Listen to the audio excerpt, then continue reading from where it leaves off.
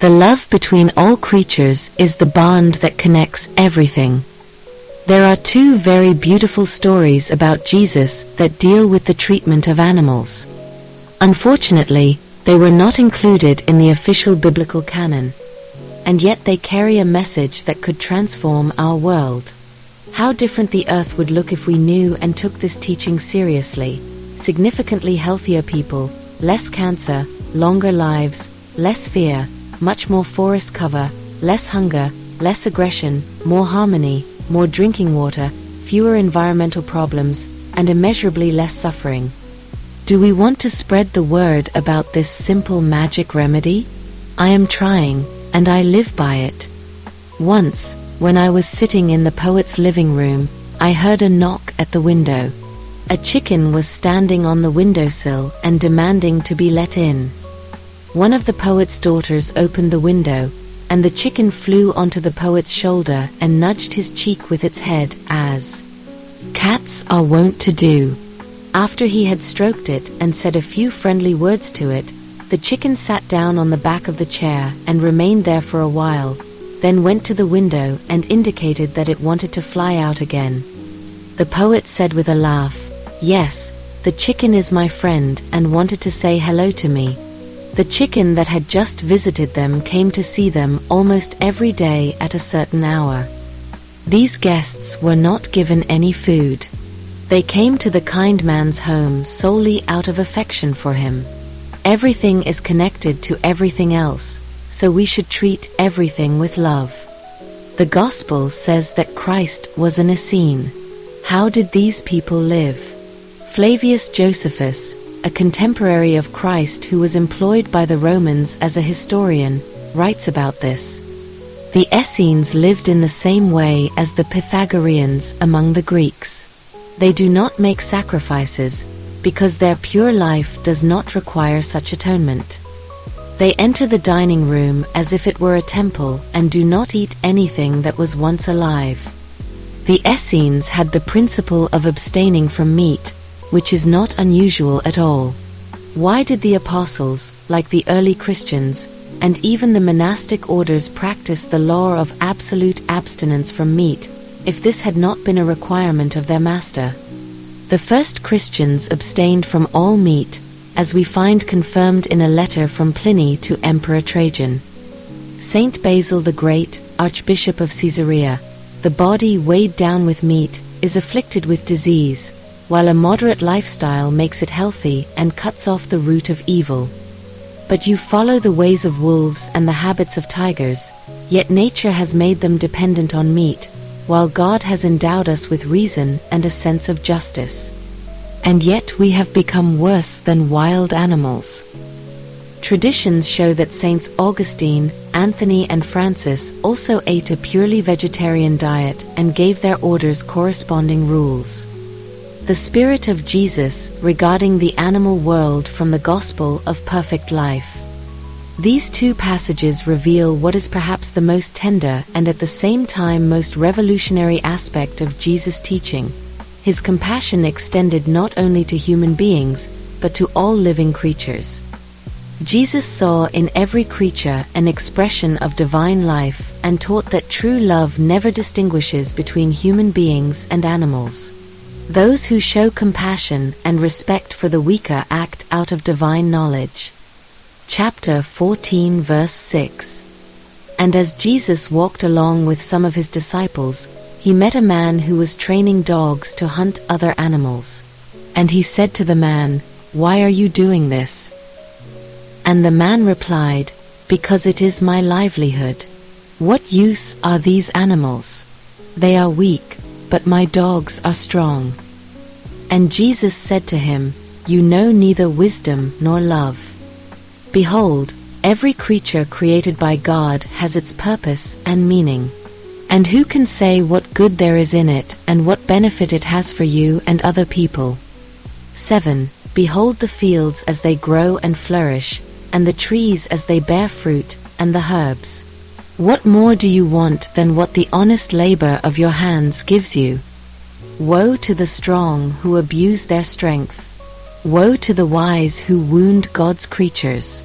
Woe to the hunters. for they themselves shall be hunted. 8.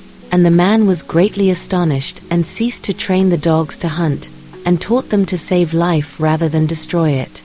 And he accepted the teaching of Jesus and became his disciple.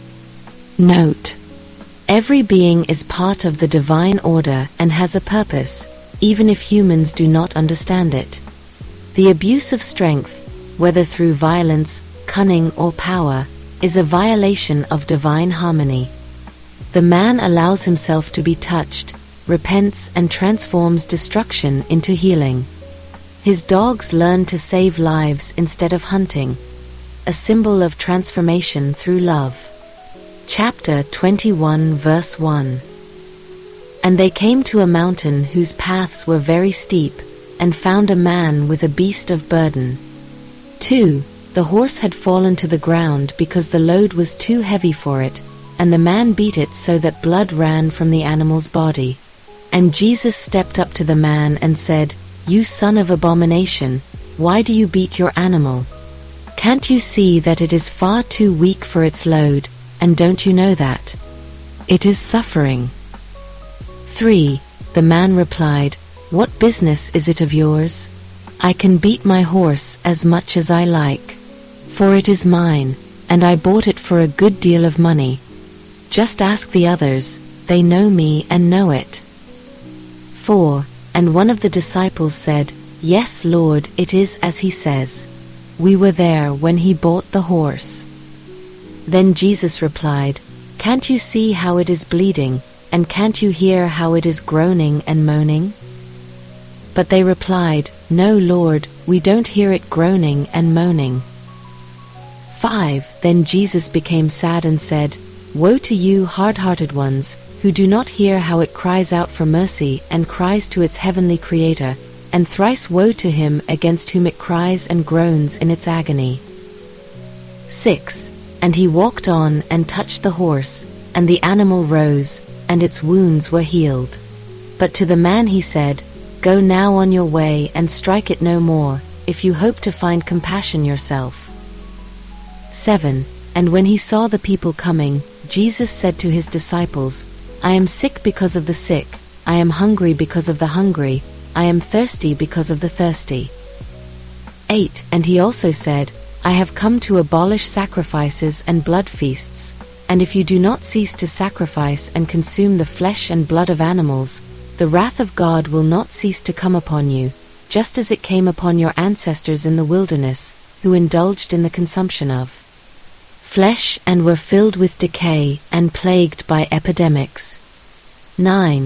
And I say unto you, if ye are gathered in my bosom in my mind, and keep not my commandments, I will cast you out. For if ye will not keep the lesser mysteries, how shall I give you the greater? Note from knowledge to life.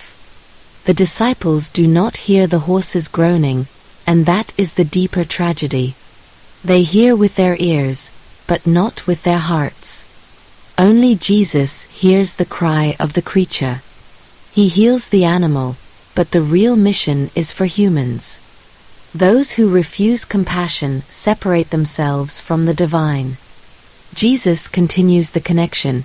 I have come to abolish sacrifices and blood feasts. This makes it clear that he is not only referring to external sacrifices, but also to the inner attitude of human beings, the idea that they can be blessed through the suffering of others. But divine law is based on life, not on blood. That is why he admonishes, if you do not keep the lesser mysteries, how shall I give you the greater ones? The lesser mysteries are the laws of pure living, purity in diet, in thought, in our dealings with one another. Those who respect them prepare the body as a temple in which divine knowledge can awaken. Jesus' teaching is revealed here as a school of consciousness. It is not asceticism or sacrifice that lead to enlightenment, but love, simplicity, and mindfulness.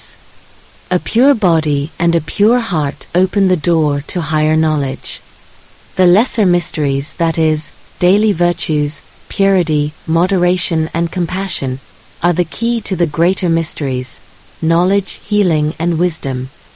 This text calls on us not only to think about compassion, but to live it. Every action in everyday life, how we eat, talk, work, and treat animals, is part of a spiritual path. Salvation begins where we hear the cry of life that others overlook. Those who treat the smallest things with care enter the great stream of life. This is the way of Jesus, not worship, but following in action. When body, soul, and spirit are pure and fresh, they become receptive to higher experiences and knowledge. Insights awaken, and physical and spiritual healing begins. From this blossom health and cheerfulness, strength, courage, and contentment. This gives infinite freedom and joy in the small things. And those who not only know God's commandments but live by them receive greater responsibility and deeper grace.